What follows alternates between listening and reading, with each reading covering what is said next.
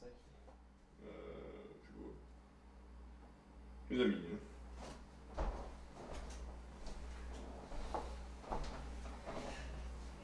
T'es prêt? Toujours prêt.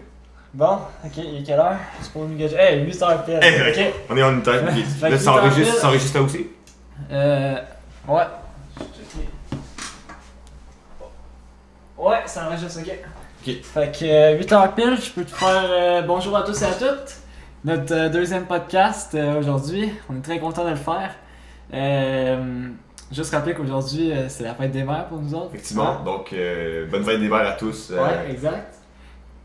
Mais il va sûrement sortir pas aujourd'hui, fait que Ouais, effectivement. Là, c'est bon de le rappeler quand même. Effectivement. Fait qu'aujourd'hui, on va traiter un sujet qui est assez délicat. Mhm. Donc, les mesures que le gouvernement fédéral a pris. Effectivement. Aussi, quelques mesures que le gouvernement provincial a pris. Mhm. On va donner notre point de vue sur ces sujets-là. Est-ce que Mhm. tu as quelque chose à ajouter? Non, ben c'est dans le fond, on va un peu détailler dans le fond les aides gouvernementales, autant aux entreprises que pour les particuliers. Donc on peut savoir en gros qui était admissible, c'est quoi financièrement ça correspond à quoi dans le fond pour et les entreprises et les particuliers. On parlera pas de la PCU étudiante ou pour ce genre de choses, on parlera vraiment pour ceux qui ont perdu leur emploi ou qui travaillent plus à cause du COVID.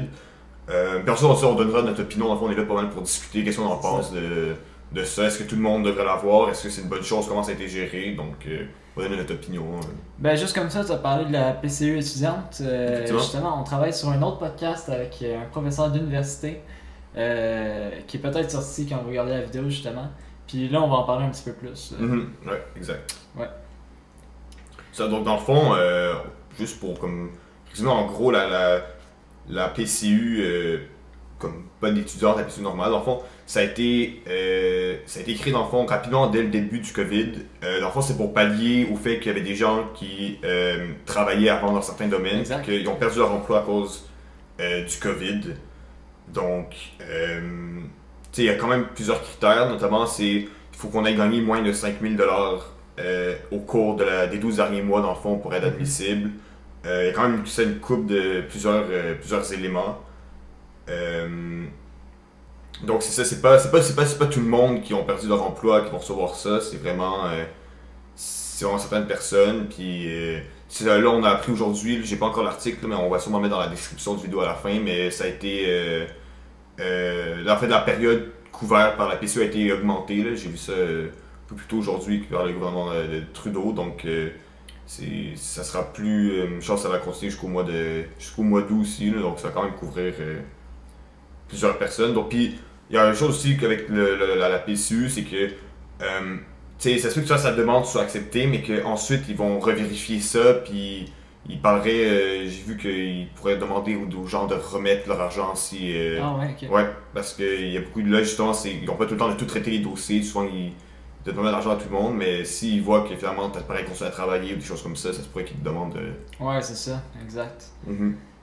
Justement, par rapport à la PCU, il faut pas avoir de paye depuis 2 semaines. Ça, c'est un autre critère aussi. Ouais. Mhm. Il y a ça et il faut être envoyé en fait de son emploi à cause du COVID. Exact. Donc, c'est ça. Mhm. Tout ce que je commence, je vais donner mon avis un peu sur Ouais, vas-y. la PCU. Ok. Ben, premièrement, c'est une super bonne décision, je pense, Mhm. gouvernementale. Puis que, tu sais, il y a des familles, justement, des mères de famille, des pères de famille qui ont des enfants, puis qui ont perdu leur emploi. Fait que le 2000$ pour eux, c'est une période difficile en ce moment, puis ça les a aidés. Je pense qu'ils sont Mhm. contents d'être dans un Mhm. pays qui permet de les aider financièrement comme ça. Après, est-ce que 2000$ c'est assez pour subvenir à leurs besoins? Pour certaines familles, je pense que oui. Pour d'autres, peut-être que c'est pas assez. Mhm. Mon point de vue là-dessus, c'est qu'il y a des personnes comme des étudiants qui n'ont pas nécessairement besoin de ce 2000$-là. Mhm. Le gouvernement aurait pu prioriser peut-être un peu plus les personnes plus dans le besoin. Mhm. Je dis pas de regarder le dossier de chaque personne non plus, ça serait un peu compliqué, mais de regarder ceux qui ont des familles, ceux qui ont plus de besoins, parce que juste comme ça, tu sais, j'ai des amis moi qui ont mis dans leur story Instagram, puis sur Facebook, avec leurs 2000$, ils allaient s'acheter des vêtements, puis ils Mhm. allaient s'acheter des choses, puis tu sais, Mhm. c'est bon pour l'économie, mais ça reste Ouais, que c'est peut-être pas la meilleure Ouais, chose, puis c'est pas vraiment le but de la PCU Ouais, c'est ça. en tant que tel. Je suis un peu d'accord. Fait que je trouve que les critères, ils ont pas été assez stricts, Mhm. que tout le monde a pu y avoir accès. Puis, tu sais, j'ai un ami qui travaille avec moi à l'hôpital en ce moment.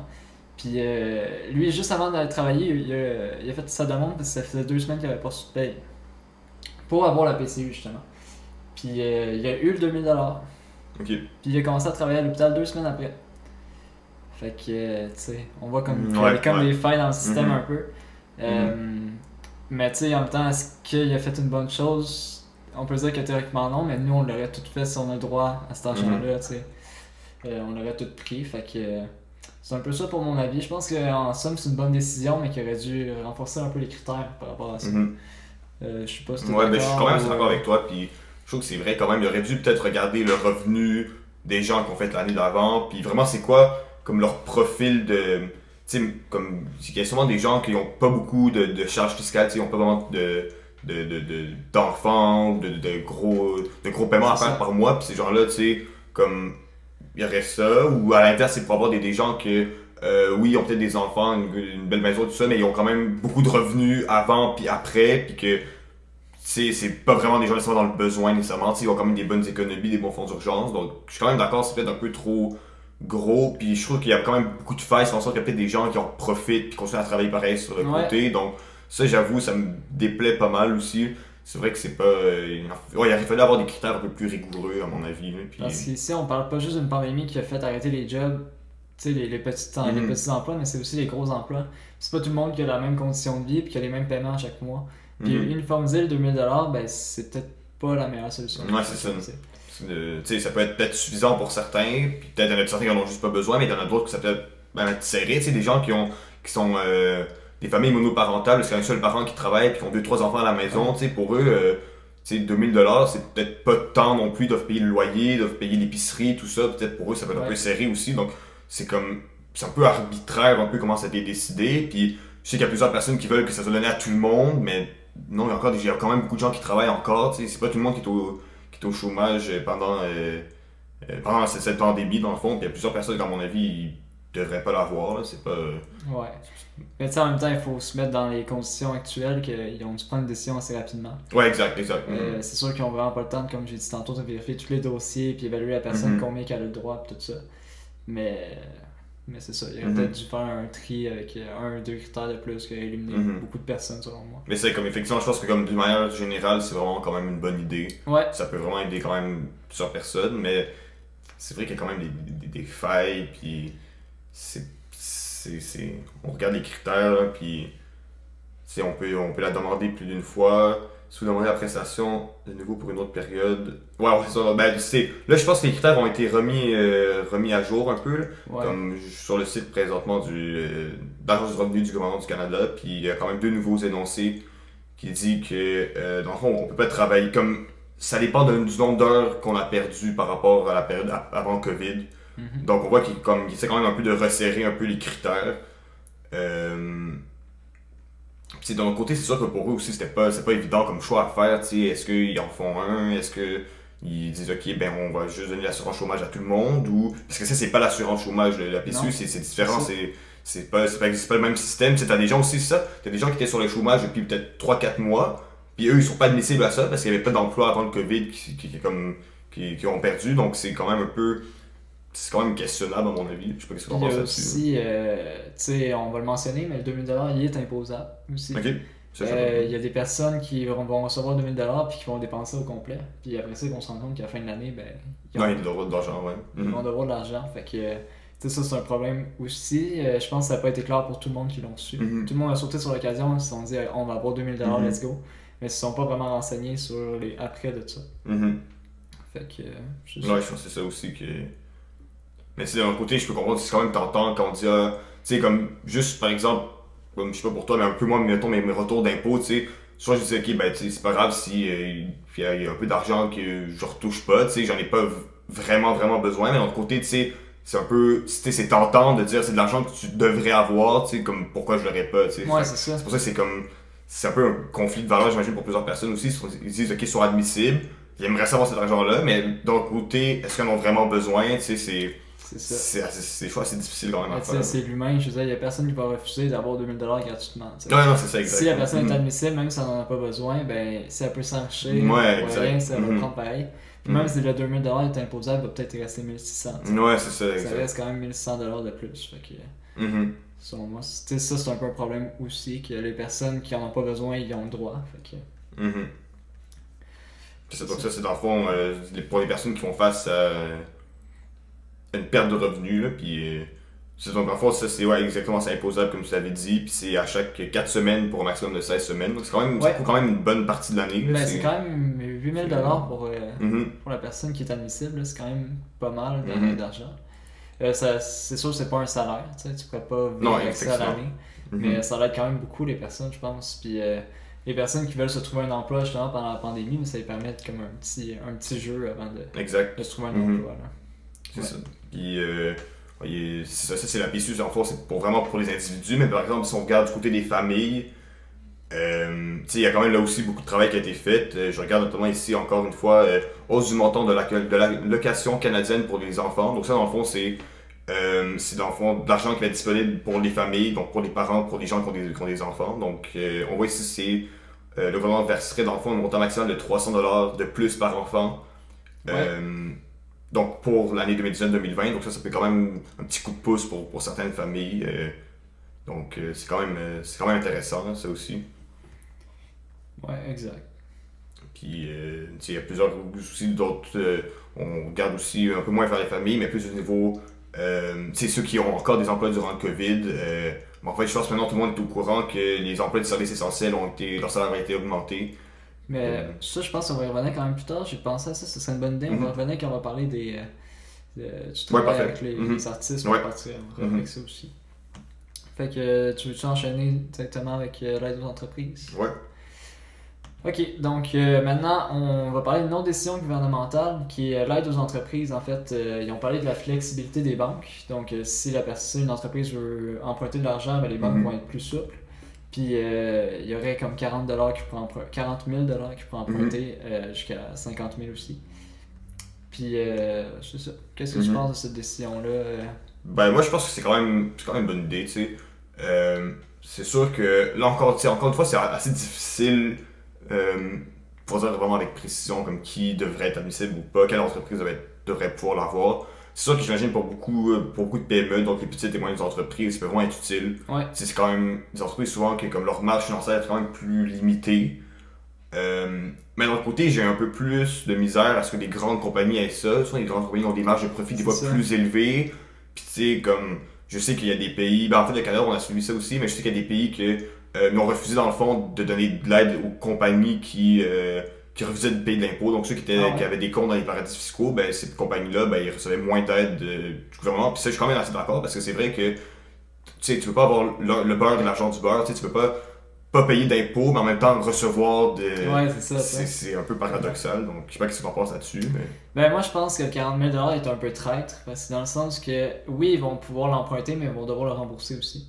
Fait que, tu sais, pendant la crise, oui, ça peut les aider, mais ça veut pas dire qu'ils vont sauver nécessairement, puis ça peut leur faire une grosse dette. Ouais, c'est sûr, donc. Fait que, ça prendre avec. Avec précaution. Ouais, exact. C'est sûr, là, dans le fond, c'est un prêt. C'est un prêt sans intérêt, dans le fond, que ça a été dit. Donc, dans le fond, il n'y aura pas d'intérêt par la suite. Donc, c'est sûr que ça reste un 40 000 un peu fixe. Ouais. Mais c'est vrai que c'est quand même, avec tous les impacts de la crise, c'est presque certain que les entreprises auront aussi d'autres dettes, avec peut-être d'autres banques ou d'autres institutions. Donc, c'est vrai que c'est quand même un fardeau de plus. C'est pas de l'argent donné, là, c'est juste prêté. Là. Puis je pense que, tu sais, le 40 000$, les personnes n'auront plus de contrat. Ben, il y a beaucoup de compagnies qui n'ont plus de contrat pendant la période du COVID. Fait que, tu sais, le 40 000$ va servir pour payer ses employés, pour la bâtisse, tout ça.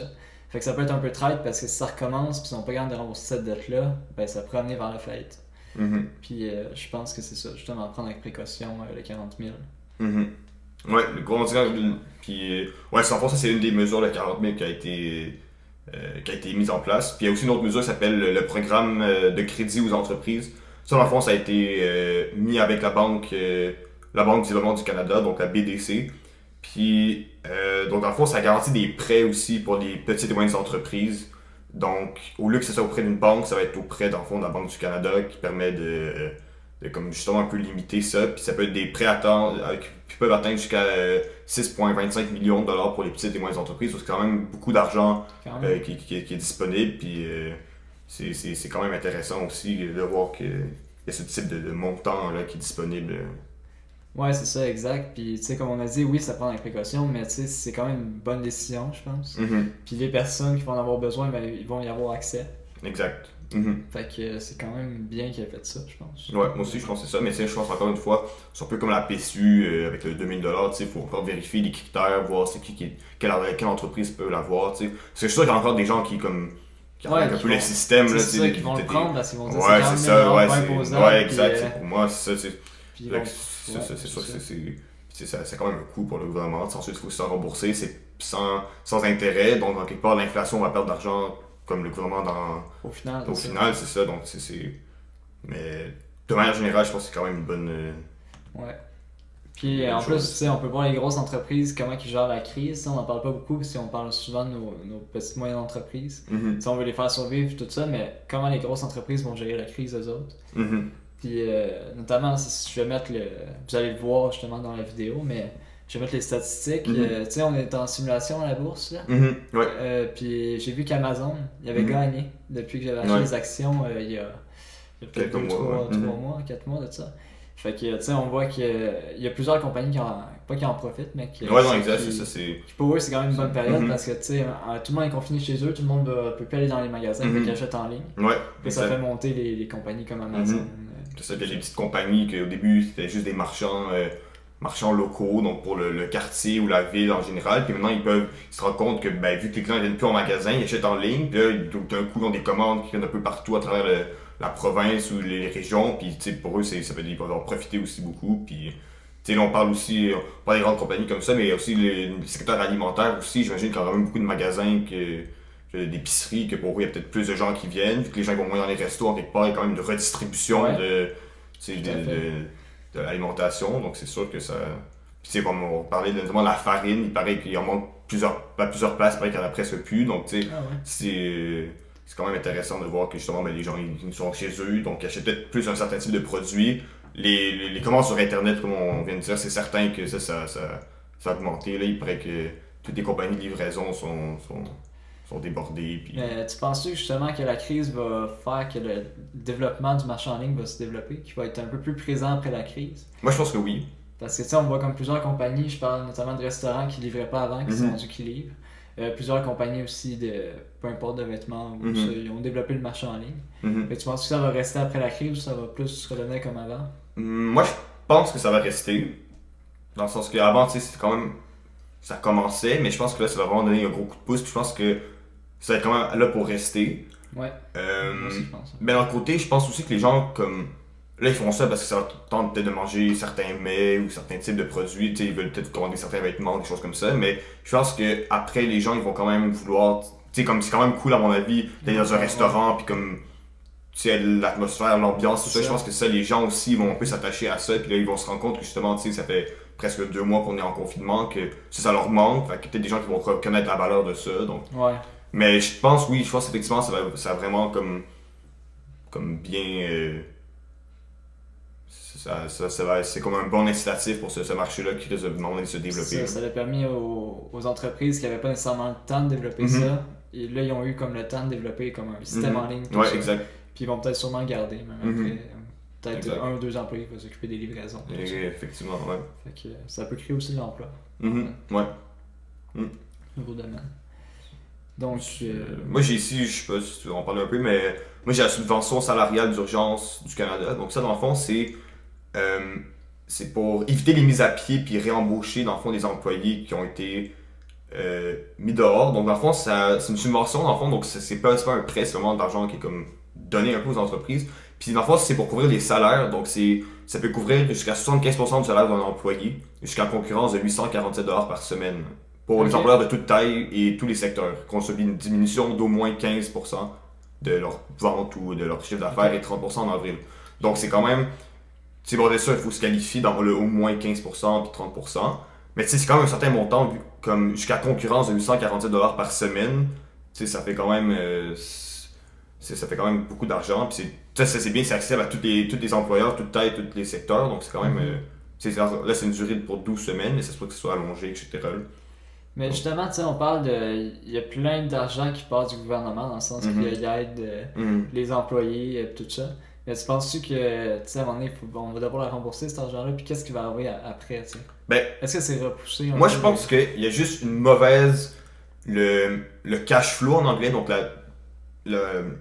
comme pas le transport de la richesse, mais comme où est-ce que l'argent va, je pense que c'est vraiment ça le problème. Comme peut-être tantôt on parlait mettons d'Amazon, comme quoi le chiffre d'affaires a augmenté et tout ça. Ouais. Mais je pense que moi c'est ça qui est un peu plus problématique, c'est que ok les gens ils travaillent plus maintenant, ils reçoivent de l'argent du gouvernement, sauf que si c'est pour acheter plein de choses qui s'en vont dans les poches des grandes compagnies, ben Ça sert pas à c'est grand-chose. ça, tu sais, je dis comme tu sais Amazon ça fait plein d'années qu'il, tu sais le Jeff Bezos, il y a vraiment tu sais, comme Mais c'est l'homme le plus ouais, riche au monde. exact, ouais, c'est l'homme le plus riche au monde, tu sais, je pense que c'est comme 87 milliards de fortune ou quelque chose comme ça, tu sais, c'est vraiment c'est vraiment. Je trouve ça un peu dommage que comme.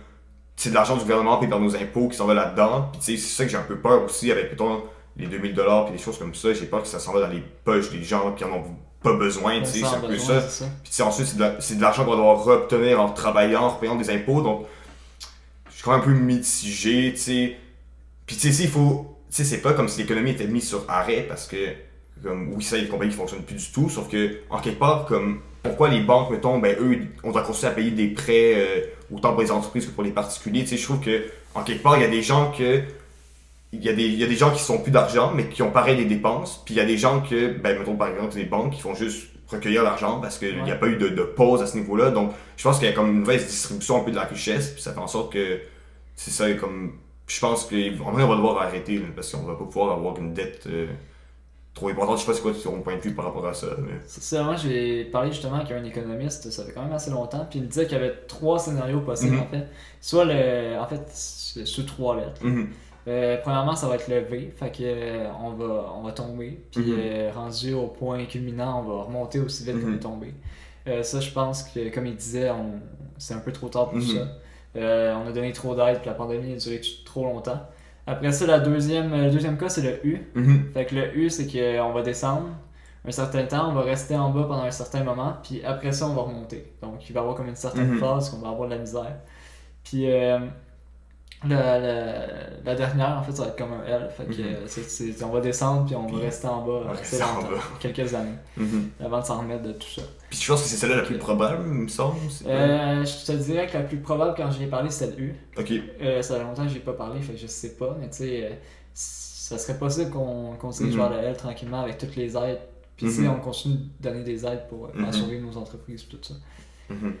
Parce que même si on fait survivre nos entreprises, si nos personnes n'ont pas nécessairement l'argent pour aller dépenser dans ces entreprises-là, ça ne sert pas à grand-chose. Ouais, c'est ça que je me dis aussi. En quelque part, il y a quand même un certain marché d'offre-demande qui doit rester là. Si les gens n'ont pas d'argent, ils n'iront pas acheter. Donc, si les gens n'achètent pas, ben, les compagnies ont moins d'argent, donc ont moins d'employés. C'est comme un peu. Ça va ensemble. Ouais, exact.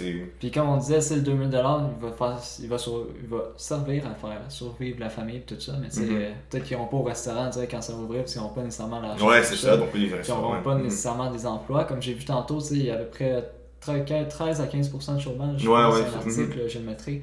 Mais ça va faire que il va y avoir beaucoup, c'est beaucoup. D'habitude, quand la vie va reprendre, c'est pas tout le monde qui va avoir l'argent pour aller dépenser dans les magasins, dans les restaurants, dans les loisirs. Fait que ça se peut que l'économie, ça reprenne du temps à reprendre. Puis comme tu as dit, les personnes, il y a beaucoup qui dépensent justement dans des compagnies en ligne, comme Amazon, tout ça. Fait que dans des grosses compagnies qui n'en ont pas c'est ça, exact. Fait que... Ouais, c'est ça. Donc je pense que là, il y a comme peut-être certaines lacunes un peu. Certains problèmes. Des problèmes assez difficiles à gérer, par exemple. Tu peux pas interdire au monde d'acheter sur Amazon. Ouais, c'est ça le truc qui est difficile. Puis ça aussi, donc, ça a quand même des emplois aussi. Tous les gens qui travaillent chez Amazon, il y en a au Canada qui travaillent. Donc, c'est sûr que c'est quand même assez difficile. Puis c'est pas. Donc, c'est pas de l'argent qui. Ouais, je vais mettre un autre article aussi dans le lien. J'ai vu ça un peu plus tôt cette semaine. On va casser un peu la rumeur, c'est pas un article de la presse du Canada. C'est pas. On n'imprime pas de l'argent dans le fond, le gouvernement du Canada comme la dette augmente, mais c'est pas. On crée de la richesse, mais comme ça sera pas comme de l'inflation, dans le sens que c'est pas on imprime des billets pour en donner à tout le monde, c'est pas exactement ça. Dans le fond, c'est plus des genres de prêts à long terme. En fait, tu peux parler un peu de ça ou d'autres choses, j'allais juste aller chercher pour être sûr. Ouais, ben j'étais pas trop au courant de ce que tu me dis en ce moment. C'est peut-être nouveau. Mhm. Ouais, ben j'ai vu ça cette semaine dans le fond, là. J'ai ça les. Ben ça, si tu veux, tu peux chercher. Je vais passer sur le prochain Ouais, point, puis parfait. on va revenir. Ok, donc le prochain point qu'on voulait parler, c'est le 2000$ par mois pour les services essentiels, pour ceux qui travaillent dans les services essentiels. Ça visait essentiellement les épiceries. Pour les personnes qui ont Mhm. des salaires un peu moins grands, qui réussissaient pas à faire 2000$ par mois, ben c'était un peu injuste pour eux autres de continuer à travailler et de faire moins de 2000$, alors que quelqu'un qui travaille pas ben, fait 2000$ par mois avec la PCU. Mhm. Donc, le gouvernement provincial qui a instauré ça. Donc, il va arrondir en fait les salaires à 2000$ par mois minimum pour un Mhm. employé. Fait que je voulais savoir un peu qu'est-ce que tu en pensais par rapport à ça. Moi, je pense que dans l'ensemble, c'est quand même une bonne chose. Comme pour beaucoup. Mais, ouais, je pense que de manière générale, c'est une bonne chose, mais c'est encore une fois. Tu sais, il y a beaucoup de gens qui occupaient ces emplois-là qui étaient, mettons, aux études, ou des gens qui avaient peut-être plus ou moins besoin. Tu sais, aux études, c'est pas nécessairement dire tout le temps en appartement. Moi, la majorité de mes amis sont aux études, mais sont chez eux aussi. Ouais. Donc, eux, tu sais, leurs frais, tout ça, oui, il y en a qui ont des voitures, des choses comme ça, ou il y a de leurs parents d'une façon ou d'une autre, ok, si je peux comprendre, mais c'est en a beaucoup que c'est pas mal d'argent qui viennent à eux pour s'acheter des vêtements, toutes sortes de choses, de c'est loisirs. comme je l'ai dit. Puis, tu sais, ces gens-là, je dis, est-ce qu'ils sont vraiment dans le besoin? Tu sais, comme. Je pensais pas. C'est ça, c'est comme, tu sais, c'est vrai que c'est un emploi essentiel, il en faut des gens comme ça, puis tu sais, on va pas se cacher, il y en a qui mettent un peu leur vie à risque un peu, tu sais, il y a quand même des. Ouais. Travailler dans une épicerie, ça peut avoir des risques, puis surtout encore plus avec le COVID, tu sais, des risques de contagion, etc. Donc, je pense que effectivement c'est quand même une bonne chose, ça incite les gens à comme rester au travail, puis pas juste dire ah, par peur, ok, on va pas travailler, sinon on peut peut-être contracter le virus. Mais d'un autre côté, est-ce que c'est vraiment. Comme ça, c'est plus un incitatif qu'une aide en quelque sorte, parce que tu sais, il y en a Ouais. beaucoup de gens, tu sais, il y en a qui en ont besoin, tu sais, il y a des caissières qui sortent leur métier, il y a des caissiers qui Font les ça de commis à leur vie, l'épicerie, ouais, qui c'est ça. Donc ces gens-là, je suis comme 100% d'accord, mais t'en as d'autres, une autre proportion aussi que c'est tant mieux pour eux, mais d'un côté, est-ce que c'est vraiment nécessaire? J'ai peut-être des doutes là-dessus, je sais pas qu'est-ce que t'en penses, mais. Ben moi je pense que c'est quand même bien. Je pense que le fait d'arrondir les 2000$, si mettons, je parle pas pour moi nécessairement, parce que moi j'aime ça travailler, puis je sais que c'est pas la majorité des gens, mais si quelqu'un travaille puis il voit son ami à côté que lui il a pas d'emploi puis il reçoit 2000$ par mois, ben, il va peut-être être Mhm. tenté à dire ben tu sais renvoyez-moi pour le COVID puis je vais faire 2000$ aussi. Mhm. Ou juste pas chercher d'emploi parce qu'il dit ah je suis bien avec le 2000$, tu sais. Le fait d'arrondir 2000$, ça fait comme un peu une équité envers tout le monde. Mhm. Puis ça permet aux personnes qui travaillent dans les épiceries de rester dans les épiceries puis pas de quitter à cause de dire tu sais je vais avoir 2000$ sans rien faire. Tu sais. Mhm. Je vais faire plus sans rien faire que qu'est-ce que je fais. Ouais, c'est ça que je veux dire Fait aussi. Que. je pense que c'est quand même une bonne chose. Avoir des répercussions par la suite. Mhm. Mais pour vrai, je pense que c'est une bonne chose. On peut parler aussi des primes qu'ils ont rajoutées dans les hôpitaux. Mhm. Ouais, ouais, on peut en parler, ouais. Parce que moi, je travaille dans un hôpital en ce moment, dans les emplois généraux comme emploi étudiant. Puis, tu sais, on met beaucoup de primes, notamment pour quand je travaille à l'entretien ménager. Mhm. En fait, pour tous les employés, on donne un 4% de plus. Mhm. Le fait de donner un pourcentage au lieu d'un montant, je pense que c'est quand même bien. Comme Mhm. ça fait que chaque personne a un salaire différent, chaque personne a une prime différente au Mhm. final. Dépendant du titre de l'emploi puis de l'importance aussi. Mhm. Puis on a une prime aussi de 8% pour ceux qui sont à l'entretien ménager qui travaillent dans les zones comme l'urgence, les CHSLD et les soins intensifs. Ok, donc les secteurs plus à risque. Plus à peut-être. risque, c'est Ok. ça, exact. Fait que je trouve que c'est quand même intéressant parce que Mhm. tu sais, il y a beaucoup de personnes, tu sais, je travaille dans ce milieu-là, puis il y a beaucoup de personnes qui veulent pas travailler avec le COVID, tu sais. Mhm. Puis parce qu'ils trouvent ça dangereux, ils ont des familles, peu importe, ils ont leur raison. Mhm. Mais ça fait qu'avec cette prime-là, ils sont plus portés à dire bon, ok, ça me dérange pas de faire l'urgence parce que de toute façon, ben, je vais te payer un petit peu plus. Mhm. Fait que je pense que c'est quand même une bonne idée du gouvernement de faire ça. Puis en même temps, ça va créer une certaine équité avec ceux comme les ambulanciers qui ont 8% de base. Mhm. Puis tu sais, on est quasiment autant exposé qu'eux à l'entretien ménager parce que tu sais, on fait les désinfections et tout ça. Mhm. Fait que je pense que c'est quand même une bonne décision du gouvernement d'avoir mis ça. Là. Je sais pas qu'est-ce que toi t'en penses. Ouais, moi aussi, je pense que c'est une bonne chose. Mais encore une fois, tu sais, là, si je ne me trompe pas, est-ce que ça s'applique juste à l'hôpital ou ça s'applique à toutes les entreprises? Je sais plus. Le 4%, c'est juste les hôpitaux. C'est juste les hôpitaux Juste qui les vont. hôpitaux. Ben ça, tu vois, je pense que c'est vraiment une bonne chose parce que c'est comme. Ah, ce que je regardais, mais les hôpitaux, le service essentiel, l'un des deux. Ok, Je ouais. pense que c'est les hôpitaux. Mais c'est ça parce que, comme, j'ai pas le chiffre exact en tête, mais j'ai vu ça dernièrement, je vais mettre l'article aussi. Il me semble que il paraît que ce serait autour de 11 500 employeurs de la santé du réseau en général au Québec qui seraient pas, dans le fond, qui iraient pas travailler en ce moment. Je sais pas si. Mais tu sais, c'est ça. Le problème quand C'est on travaille dans la santé, c'est qu'on est en contact avec des personnes de COVID. Tu sais, puis si. Ce qui est sûr qui va arriver, c'est qu'un employé va l'avoir à cause qu'il s'est mal protégé ou peu importe. Mhm. Puis si un employé là, ben, tu sais, il est en contact dans la salle de pause avec d'autres employés. Puis pour réduire en fait que la contamination, ils vont dire aux autres employés faites attention si vous avez été avec quelqu'un de positif. Mhm. Fait que vous devez rester en quarantaine un certain nombre de jours pour voir si vous avez des symptômes. Fait que ça, je pense que c'est une bonne chose, mais ça fait, comme tu dis, qu'il va y avoir peut-être 11 000 employés qui pourront pas travailler à cause qu'ils sont en quarantaine, justement. Mhm. Fait que, tu sais, je pense que les mesures, ils doivent installer des mesures plus sécuritaires, mais je pense que c'est quand même assez sécuritaire à l'hôpital et tout ça, puis c'est un mal pour un bien. Je veux dire, c'est sûr Mhm. qu'on doit les soigner, ces personnes-là, on doit être à leur chevet, fait que Ouais, c'est non, sûr c'est ça, on qu'on a qu'on pas le prend choix, des là. risques en allant Mhm. là, mais tu sais, c'est des risques à prendre, je pense. Mhm. Mais c'est ça que j'allais dire, je pense vraiment c'est quand même. C'est quand même. Je pense que c'est une chose nécessaire parce que c'est des gens qualifiés, qui savent qu'est-ce qu'ils font, puis là, c'est vrai. Ces gens-là, ils mettent vraiment leur vie à risque pour comme, comme arrêter dans le fond la progression du virus. Comme on s'en rend peut-être pas compte là, puis peut-être après la crise, on va peut-être plus s'en rendre compte, mais c'est vraiment. C'est des gens qui sont en contact avec les malades, il y en a qui sont en contact avec les infectés, c'est des secteurs, c'est des gens que ils soignent le patient qui est infecté du COVID.